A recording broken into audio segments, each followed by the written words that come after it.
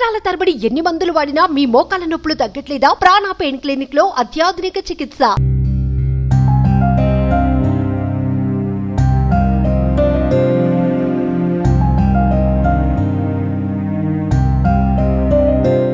రీసెంట్గా మనకు తెలుసు ఒక సీరియల్ ఆర్టిస్ట్ పవిత్ర జయరాం, ఆమె రోడ్ యాక్సిడెంట్లో చనిపోవటం.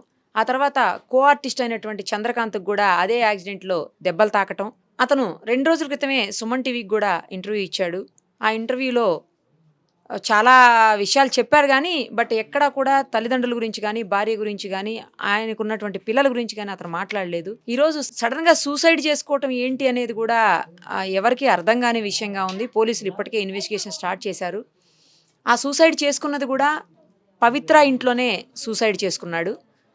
ప్రస్తుతం మనమైతే అతని ఇంటి దగ్గర ఉన్నాము. వాళ్ళ అమ్మ, వాళ్ళ భార్య, వాళ్ళ నాన్నగారు అందరూ ఇక్కడే ఉన్నారు, వాళ్ళ పిల్లలు.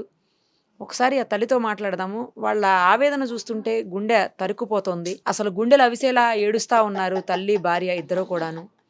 ఎవరు ఆపేటువంటి పరిస్థితి లేదు. ఎందుకు ఇలాంటి పరిస్థితి? అసలు గత కొన్నేళ్లుగా అతను భార్యతో కూడా ఉండట్లేదు అని చెప్తున్నారు. ఇక్కడికి వచ్చిన తర్వాత తెలిసింది నాకు. అసలు ఏం జరిగింది అడుగుదాము. అమ్మా, ఎందుకు ఇట్లాంటి పని చేశాడు చంద్రకాంత్? పవిత్ర చేసింది. పవిత్ర దాన్ని అని ఉంచుకున్నది. వాడు పెళ్లి చేసుకుంది. 5 ఏళ్ల నుంచి నా కోడల దగ్గరికి రానియలేదు, మాట్లాడనియలేదు, పిల్లలతోనే మాట్లాడనియలేదు, తల్లితోనే మాట్లాడనియలేదు. పవిత్ర పిల్లలతోని మాట్లాడనీయకుండా చేసిండు. 5 సంవత్సరాల నుంచి నా పిల్లలతోని కలవనీయలేదు. కొడుకు నాగం చేస్తున్నవే, పిల్లలు ఉన్నారే అంటే నా ఓడంటే నీ ఓడు ఎట్లయితాడే? నేను నలుగుట్ల తెచ్చిన నా కోడల్ని, నా పిల్లలు చిన్నోళ్ళు ఉన్నారే, నువ్వు ఎట్లా పెళ్లి చేసుకుంటావని అడిగినా నేను. అంటే నేను చేసుకున్నా పెళ్ళి అని వీడు చెప్పిండు, అది చెప్పింది. ఏ గుడిలోనో చేసుకున్నా అంటే మేము ఇంకోరు చేస్తున్నామని చెప్పినాము. వాడు ఏది పట్టించుకోకుండా దాన్నే పెళ్ళాం అన్నాడు. పెళ్ళామని పెళ్ళంతో మాట్లాడలేదు. నాకు అదే సర్వస్వం, అదే పెళ్ళాం అన్నది. అది ఏం పెట్టిందో తెలియదు నా కొడుకుని. మాట్లాడారా అమ్మ మీరు? మాట్లాడలే. ఆడ యాక్సిడెంట్ అయ్యి వచ్చినాక కూడా మాట్లాడలేదు. దానికోసం నన్ను మాట్లాడలే నా కొడుకు. వచ్చిన తర్వాత కూడా మాట్లాడలేదు, చూడలేదు. చూస్తుంటే చూడనియలేడు, చూస్తుంటే ముట్టుకోనియలేడు, పట్టుకొని లేదా? ఓకే. పెళ్ళంతో మాట్లాడలేడు. మాట్లాడితే ఇప్పుడు మాట్లాడుతున్నాం, అది చచ్చిపోయినాక ఇప్పుడు అవసరమా అంటున్నాడు. దాన్ని చితంబ బాధ పెట్టిండు, కొట్టిండు, తిట్టిండు.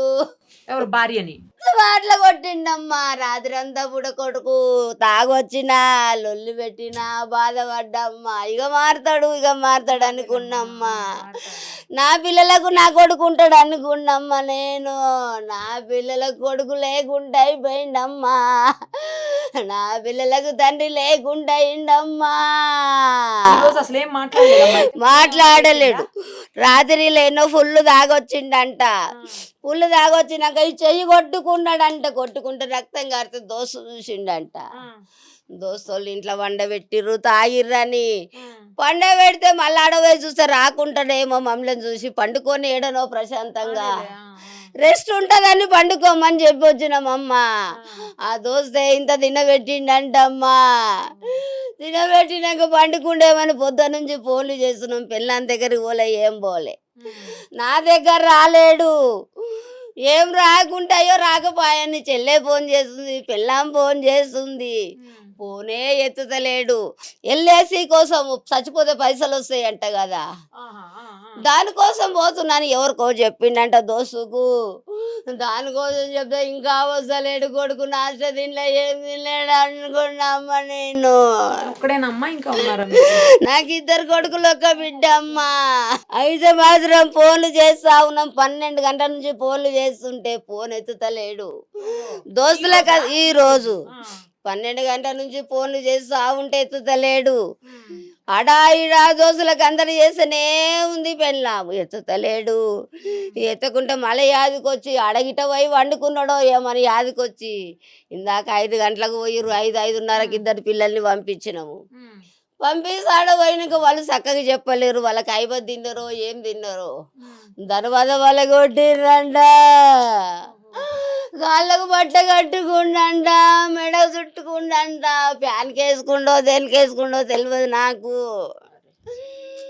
సూసైడ్ చేసుకున్నాడని మా ఆయనకి ఎవరు చెప్పంగా మా ఆయన ఏంటిండు, అమ్మా నీకు ఊరి పెట్టుకున్నంత అవసరం ఏమొచ్చింది, దాని పిల్లలు 20 ఏళ్ళు ఉన్నారు, ఆ పిల్లలు 5 ఏళ్ళ పిల్లలు, ఆ పిల్లలు 6 ఏళ్ళ పిల్లలు. నీ వయసు ఏం పోయింది బిడ్డ, నీ వయసు ఏం పోయింది. పిల్లం లేకదా, పిల్లలు లేకనా, తల్లి లేకనా అమ్మా, అదొక్కది మా సంసారం అంతా ఖరాబ్ చేసిందమ్మా.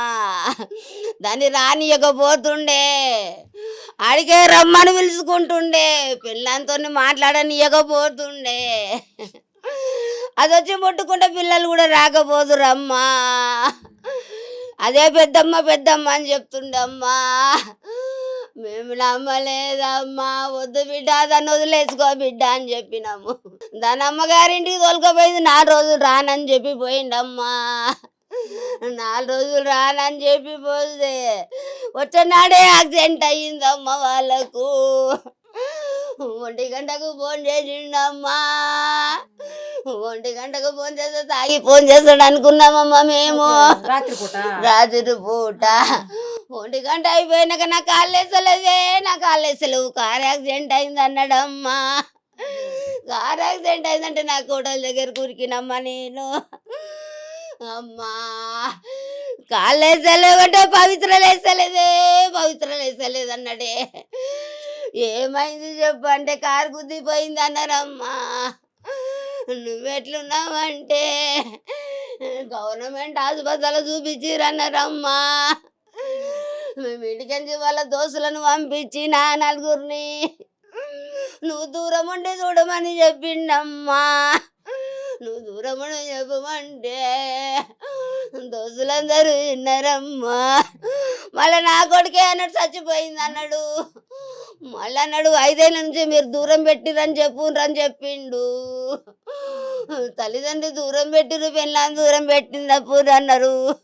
లేకుంటే నా కోడల్ని తీసుకొని నేను అడిగి పోతుంటే అట్లా గిట్ట అన్నాడేమో అనుకున్నామ్మా నేను అని ఉల్టా సీదా మాటలు చెప్పిండు.